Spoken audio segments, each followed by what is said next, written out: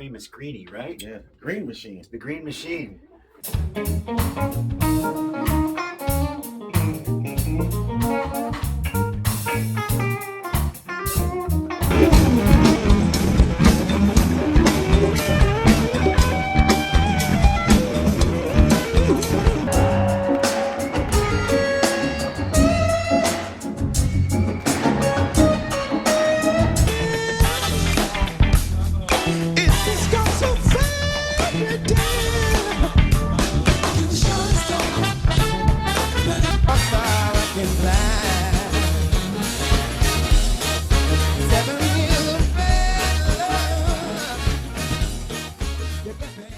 Here's my little project here. Oh, a Gibson. Right, you know they usually even put Gibson on the headstock. They didn't do that. Oh, these are those Amazon ones. Yeah, I mean, I was blown away. It's all mahogany. Look at the neck on here, man. It's like, I was like, wow, really? Even the tuning peg. Normally, I had those really cheapy deals, you know. I'm like, wow, wow. it looks like the Anaconda. Yeah, your action feels kind of strange, and your neck, for the most part, is pretty flat right now. Where are you having problems at? Like it's just sometimes the actions is too high, and when it's too low, I may get a buzz. Right now, it feels high. Yeah. I mean, I don't know. You tell me. It is a little high. So it feels a little high. Because I was getting buzzed with it being lower. Okay, so do you feel like weather's affecting this thing when you're taking it from East Coast to West Coast, and all of a sudden you're warmer, a little muted? And then I'm in the South, you know, because I'm leaving Friday to go to San Antonio. Then after that, we play Saturday, and we stay there Sunday, and Monday I go to New York. So Monday and Tuesday, I'm going to be in New York, New Jersey, and I think Wednesday, New York, New Jersey. And Thursday, we go to Connecticut, and Friday, we play in You're going to be in some snowy, cold, dry areas. Yeah. Because it snowed, it sucked all the moisture out of the It's really cold, air. yeah. It's going to be cold and dry. Yeah. So it's not going to have to worry about any swelling. Yeah. But that happened more so in the summer when it got warm. Let's see if we can drop this down just a little bit. Yeah. And just to see. Do you notice any buzzing at the action that it is now? Not really, no. Yeah, there shouldn't be because it's kind of high. Yeah. Let's see if we can pull it down a little bit, and then I'll have you play it. And you also have a fair amount of distance between the string and this pickup, like too much. Oh, really? Because that guitar has been so hot. We got these new wireless systems, and it's just been over. I can't turn the volume all the way up. It just starts to overdrive. I'm almost thinking that preamp is too powerful. I have to. And that comes from your new in-ear system? It's not the in. I think it's the wireless system for the guitar. The wireless. We got a whole new system. Got a whole new system. We got a whole new system, and it's just. Okay. I'm having it. My tech, he has to have it at I think minus 10 or 11. Yeah. He's got that little switch on there to where he can switch that. Yeah, he's got a minus dB meter thing. Yeah. Because other than that, it's just overdriving. It's just way too loud. Wow. Okay. Yeah. Well, maybe that's a good place for your pickup then. Okay. Well, anyway, let's see if we can lower this a little bit, and then have you play it. Okay. So I'm have you play it now for a second. Okay. Well, let's deal with Greenie here in a second, or I'll play the Greenie. You just kind of play it. You have Les Paul, so it's been years since I owned a Les Paul, so Okay. Well, this part back here does not look like mahogany because of this kind of stuff. Oh, so they lie. Not real. I mean, I suppose it could be, but where'd you get it? You got it off? I got it off Amazon. It was okay. I think it was like. Did Amazon say it was all mahogany? I think they did. From okay, when well, if it is. It is. It doesn't. Kind of doesn't look like it. Mahogany is usually kind of plain Jane. It doesn't have this kind of fun stuff on it. You know, usually it's kind of. What does that look like? That might be. I don't know. It's fairly light, so I don't know what the heck it is.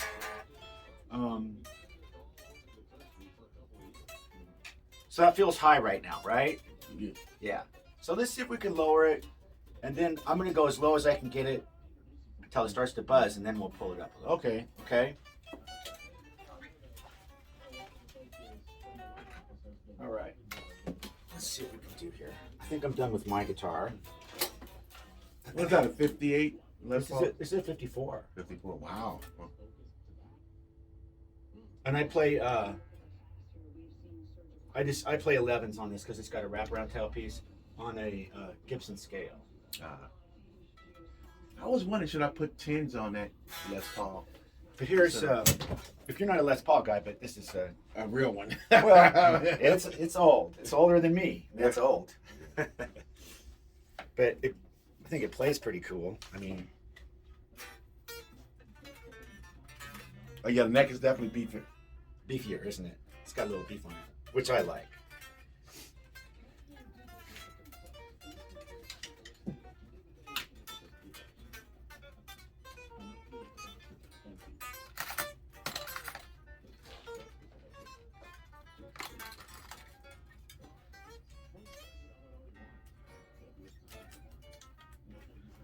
Yeah, it's definitely a bigger neck. Yeah, I can definitely tell. I'm not used to it.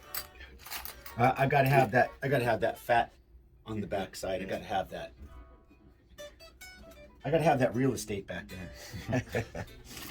Those are like the holy grail years of Les Pauls, right? Those They came out 50s. in 52. Around 52. I saw one. I just googled Les Paul and they had one. I don't know where it was. It was a 53, and it was valued at $450,000. I'm like, jeez. I don't care about the money. I'll never sell that guitar. Yeah, yeah. You know, I have to go first. You know what I mean? What's your impression of that guitar when you play it? Man, this is like history here, man. Yeah.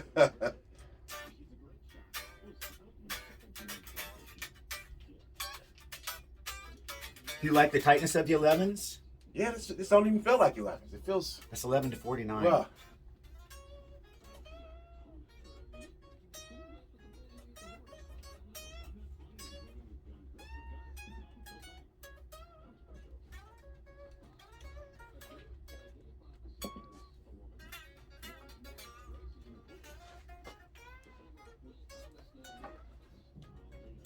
What's the story with this brand, Vestax? I've never even heard of that. a company out of Japan. This guy, Mr. Shiino, he Yeah, was he's a- famous. Yeah, he that guitar that you see Prince, he made that was called a J.S. Anderson, and which was Anderson was Are his you- favorite race car driver. Are you a half a step down?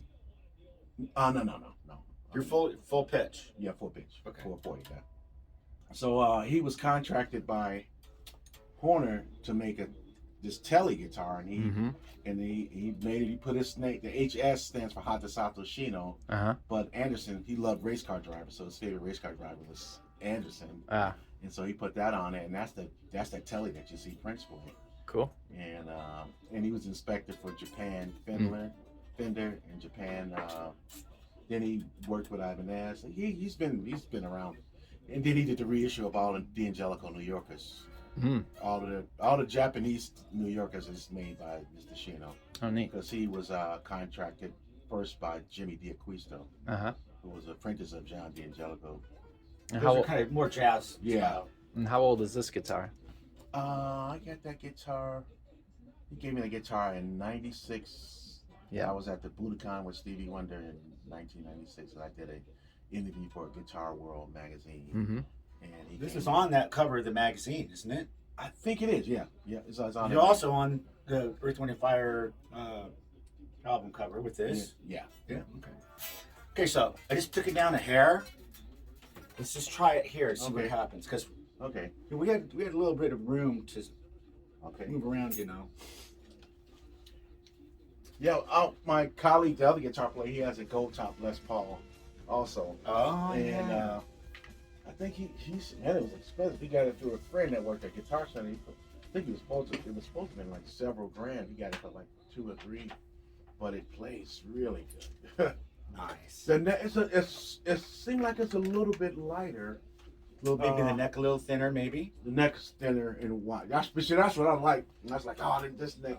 And see, that neck seems beefier to me. That seems like the other. I can't play those thin necks, man. I just can't. You feel a difference? Yeah, Okay, so better or worse? better. Okay. We're on track. Okay, so now see if you get any buzzes.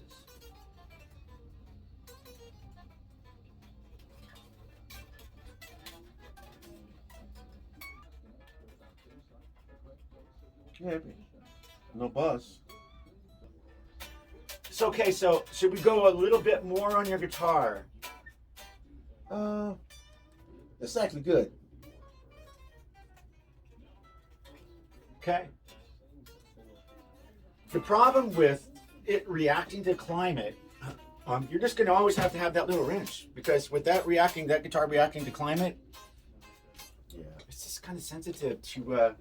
Because sometimes I bring it up and I go here, bring it up or down a little bit.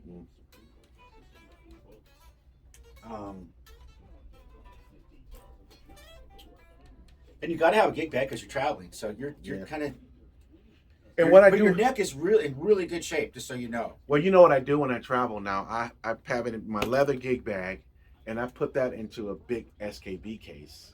Nice, And smart. and it sits in there, and I have maybe a jack. Now I have a code in there with that, and I check it. Smart. Keep it as isolated from sitting out like this as much as you can. Oh, okay. And just keep it, play it, and then put it back away and get it Oh, okay. get it out of the air. You know. Okay. I'll do that. So that's going to help you keep it the same as much as you can. Because when that thing gets cold, or if you leave it out like this and there's no humidity in the city that you're in, you know, it's going to freak it out. It's going to change.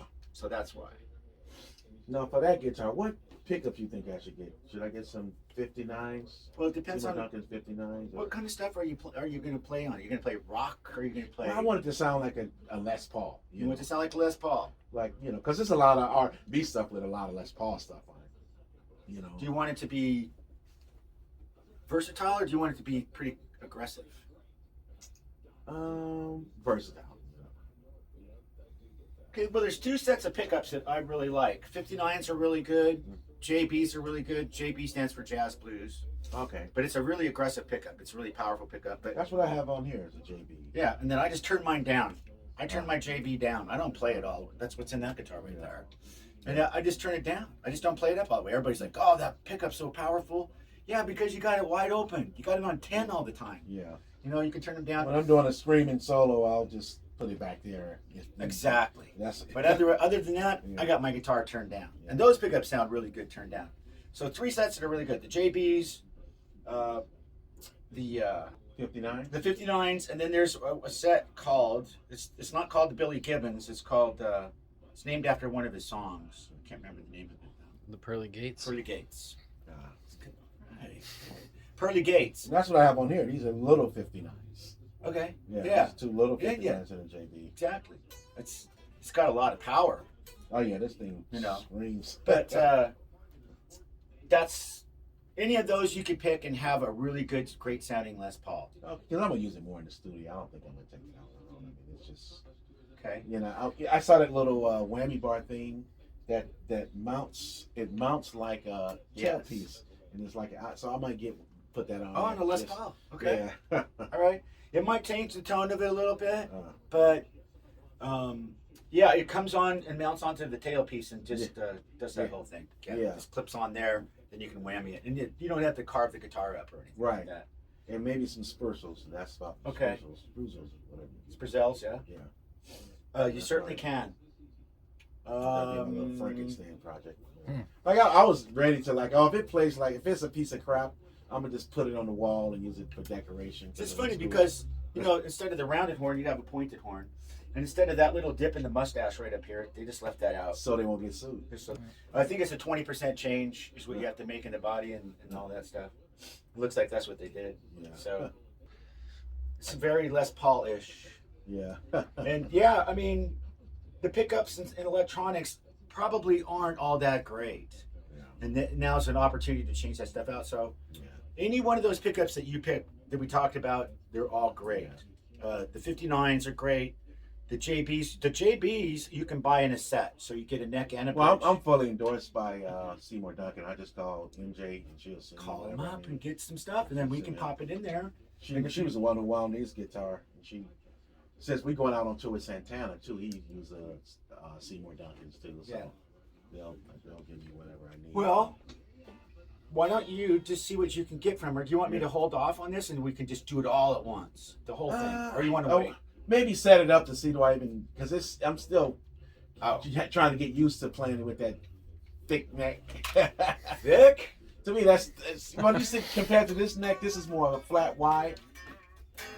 I'm afraid you're going to get used to this, and you're going to start coming onto this thicker neck. That's what's going to happen. Because before this, I had like the Ivan Nash, which was a flat, really flat and really wide neck, and I really loved that. But Right. Okay, so what do you want to? You want to put 10s on this? What does that feel like on? Those are 9s on there. I can tell you what they are. I'll measure them right now. These are 10s. So those are 10s. Yeah. They feel kind of Well, hold it. This might be a hybrid set. This feels like this is a hybrid set.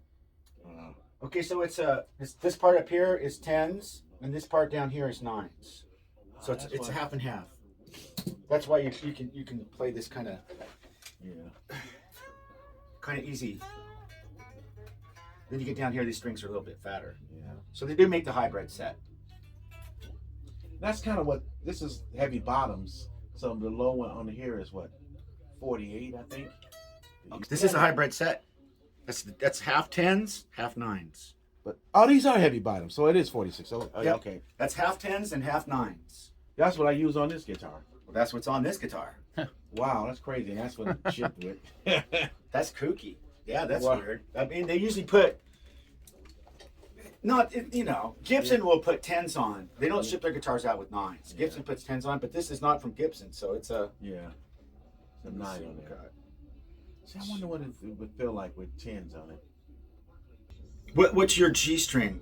Is it a 17, I think. I think it's 9, 11, 17. Yeah, this is a 17. Yeah. 17. 20, 17, 26, 37, 46. I like these. It's like so realistic. It's like I'm blown away.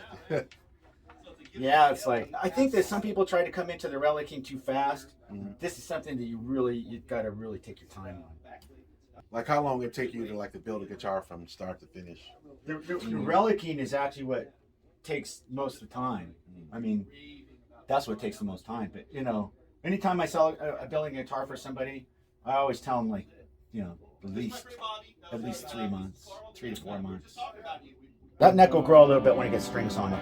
Oh yeah, man. Yeah, this neck is beautiful. Yeah, this reminds me of my Strattelli. Did I show you this? Okay. My guy, he used to work at Valley Arts. He used to be my guitar tech. He bought me a I guitar know. they call a Strattelli. It's a Strat with a Tele neck. So this is Strattelli here. It's a Tele neck with the Strat body. Sure, sure. Let me see how he did the neck pocket down there. He did a Tele style straight off. It's not rounded that I can see. Yeah. Cool.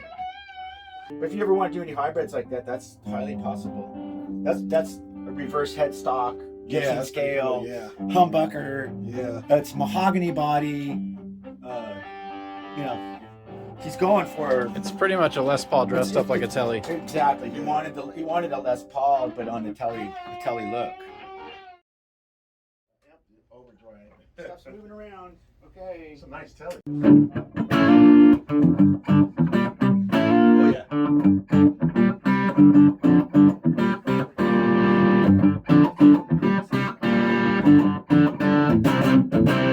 Yeah, man.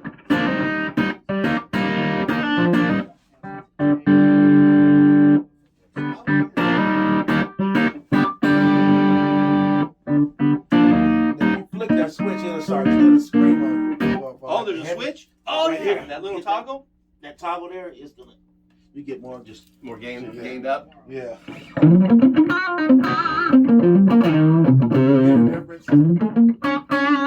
And there's another switch inside the battery. Yeah. Oh yeah, sure is. I gotta mess around with that.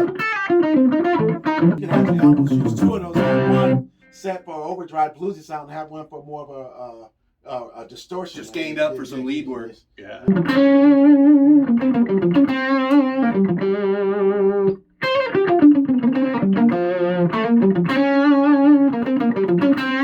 Really good sustain. That sounds good.